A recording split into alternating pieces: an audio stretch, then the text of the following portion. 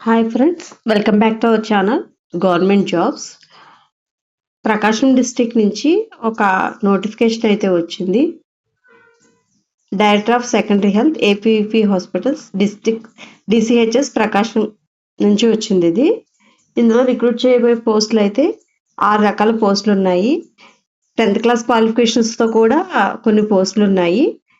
ఈ అప్లికేషన్స్ అయితే 17వ తారీఖు నుంచి 24వ తారీఖు 5 గంటల వరకు స్వీకరిస్తారు. అఫీషియల్ వెబ్సైట్ వచ్చి www.prakasham.ap.gov.in. అఫీషియల్ వెబ్సైట్ లింక్ని డిస్క్రిప్షన్లో పెడతాను. ఈ పోస్టులన్నీ కాంట్రాక్ట్ అవుట్సోర్సింగ్ బేసిస్ మీద తీసుకుంటున్నారు. ఎక్కడ సబ్మిట్ చేయాలంటే అప్లికేషన్ ఫామ్ని డిసిహెచ్ఎస్ ఆఫీస్ ప్రకాశం డిస్టిక్లో ప్రకాశం.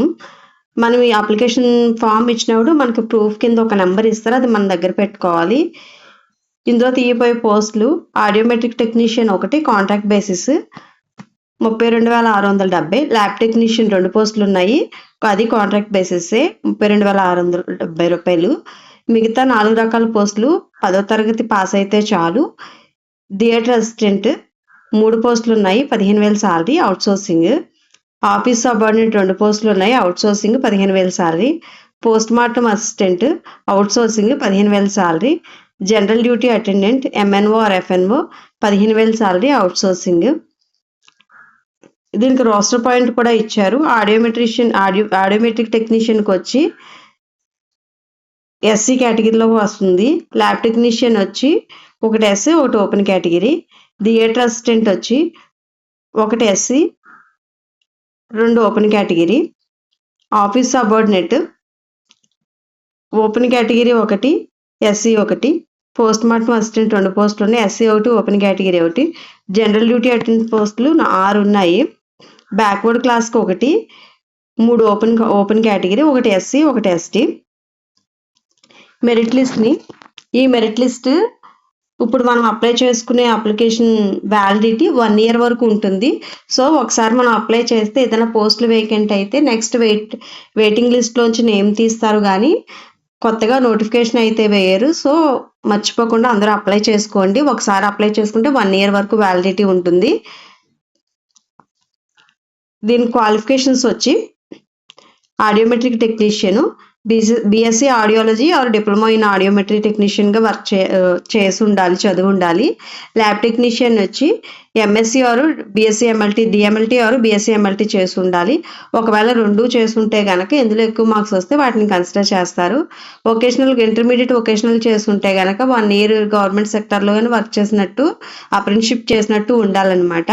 తర్వాత పారామెడికల్ బోర్డులో రిజిస్టర్ అయి ఉండాలి. థియేటర్ అసిస్టెంట్ వచ్చి 10th క్లాస్ క్వాలిఫికేషన్ మీదే ఉంటుంది, ఫస్ట్ ఎయిడ్ సర్టిఫికేట్ ఉండాలి. ఆఫీస్ సబార్డినేట్ వచ్చి కూడా 10th క్లాస్ క్వాలిఫికేషన్.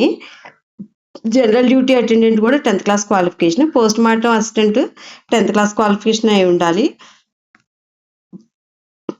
తర్వాత ఏజ్ వచ్చి 42 ఇయర్స్ వరకు అనమాట. ఏజ్ రిలాక్సేషన్ ఇచ్చారు ఇక్కడ. ఎస్టీ ఎస్సీ బీసీ ఈడబ్ల్యూఎస్ వాళ్ళకి 5 ఇయర్స్ ఏజ్ రిలాక్సేషన్ ఉంటుంది. ఎక్స్ సర్వీస్ మ్యాన్కి 3 ఇయర్స్ ఉంటుంది. డిసేబుల్డ్ పర్సన్స్కి 10 ఇయర్స్ ఉంటుంది అనమాట. మ్యాక్సిమం అయితే 52 ఇయర్స్ ఇచ్చారు. దీనికైతే ఫీజు అయితే పే చేయాల్సి వస్తుంది, డీడీ పే చేయాలి. District coordinator of hospital services APVP Ongole ఈ పేరున డీడీ తీయాలి. ఈ డీడీ తీసేది కూడా డిఫరెంట్గా ఉంది. ఓసీ ఓపెన్ కేటగిరీ వాళ్ళు 500 తీయాలి, ఎస్సీ ఎస్టీ బీసీ వాళ్ళు 300 పే చేయాలి. ఫిజికలీ హ్యాండిక్యాప్డ్ అవసరం లేదు. తర్వాత మెథడ్ ఆఫ్ సెలక్షన్ వచ్చి 100 మార్క్స్ ఉంటుంది అనమాట. 75% వచ్చి క్వాలిఫైయింగ్ ఎగ్జామినేషన్ అనమాట. ఒక ల్యాబ్ టెక్నీషియన్ తీసుకుంటే కనుక ఎంఎల్టీలో మనకు వచ్చిన 100% 75% క్యాల్కులేట్ చేస్తారు. 10 మార్క్స్ వచ్చి ఏరా పాసింగ్ నుంచి ఉంటుంది. మనం పాస్ అయ్యి ఎన్ని సంవత్సరాలు అయింది, ఒకవేళ 10 అయితే 10 మార్క్స్ ఇస్తారు, 7 అయితే 7 మార్క్స్, అప్ టు 10 మార్క్స్. మనం 15 ఇయర్స్ అయినా సరే 10 మార్క్స్ ఇస్తారు. ఇంకొక 15 మార్క్స్ వచ్చి సర్వీస్ మార్క్స్ ఇస్తారనమాట. సర్వీస్ మార్క్స్ కోవిడ్కి డిఫరెంట్గా ఉంటుంది. కోవిడ్ వాళ్ళకి ఏంటంటే 5 మార్క్స్ 6 మంత్స్కి, 10 మార్క్స్ ఫర్ 1 ఇయర్కి, 1.5 ఇయర్కి 15 మార్క్స్ ఇస్తారు. నాన్ కోవిడ్ వాళ్ళకైతే కనుక రూరల్‌లో అయితే 2 మార్క్స్ 6 మంత్స్‌కి క్యాలిక్యులేట్ చేస్తారు. అర్బన్‌లో అయితే 1 మార్క్ 6 మంత్స్‌కి.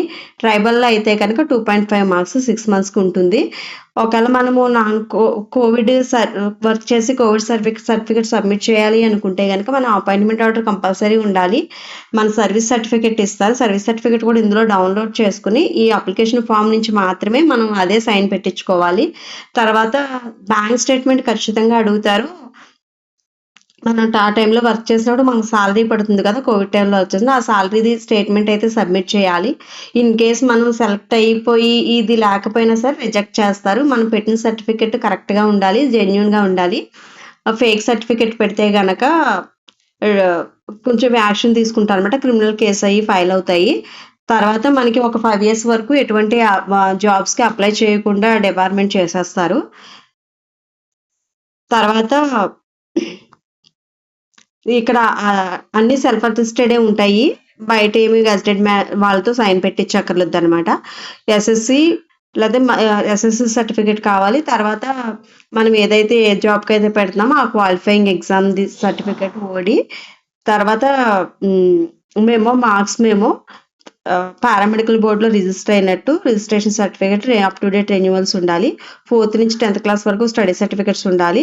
తర్వాత క్యాస్ట్ ఈడబ్ల్యూఎస్ వాళ్ళకి ఎస్సీ, ఎస్టీ, బీసీ, ఈడబ్ల్యూఎస్ వాళ్ళు ఉంటే వాళ్ళ క్యాస్ట్ కంప్లీట్‌గా పెట్టాలి.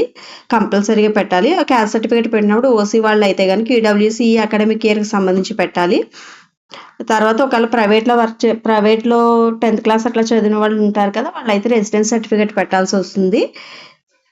తర్వాత సాధారణ సర్టిఫికేట్ కూడా పెట్టాలి. ఒకవేళ సెలెక్ట్ అయితే గనక బోనాఫైడ్ హెడ్ క్వార్టర్స్‌లో వర్క్ చేయాల్సొస్తుంది. క్యాండిడేట్స్ అన్నీ కరెక్ట్‌గా పెట్టాలి. ఏది మిస్ అయినా ఏది ఇంప్రాపర్‌గా ఏదన్నా పెట్టినా, ఫేక్ సర్టిఫికేట్ పెట్టినా దానికి పనిష్మెంట్ అయితే ఉంటుంది. ఈ పోస్టులయితే సెలక్షన్ టైంలో పోస్టుల సంఖ్య ఇంక్రీజ్ చేయొచ్చు. Thank you.